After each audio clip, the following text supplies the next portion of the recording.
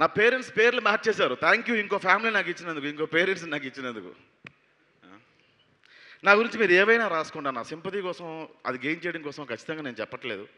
నా గురించి రాయండి, ప్రాస్టిట్యూట్ అని రాయండి, నేను డబ్బులకి వెళ్తానని రాయండి అన్న, ఎనీథింగ్ రాయండి, నాకేం పర్లేదు. కానీ వేరే వాళ్ళ పేర్లు మాత్రం, వేరే ఆడపిల్లల పేర్లు మాత్రం దయచేసి ఇన్వాల్వ్ చేయకండి అన్న. నా గురించి మీరు రాయండి, ఆ రోజు బియ్యం డబ్బులు వస్తాయంటే ఇంకా రాయండి, ఎనీథింగ్ ఏమైనా రాసుకోవచ్చు, మీరు ఏమైనా రాసుకోవచ్చు.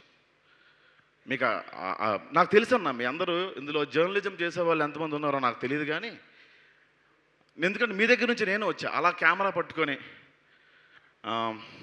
ఇలా వీడియోలు కవర్ చేసుకుంటూ, షార్ట్ ఫిల్మ్లు చేసుకుంటూ, సినిమాలో రాస్తే నాకు క్యారెక్టర్ ఇవ్వకపోతే నేను సీరియల్లోకి వెళ్ళి రాసుకున్నాను అన్న.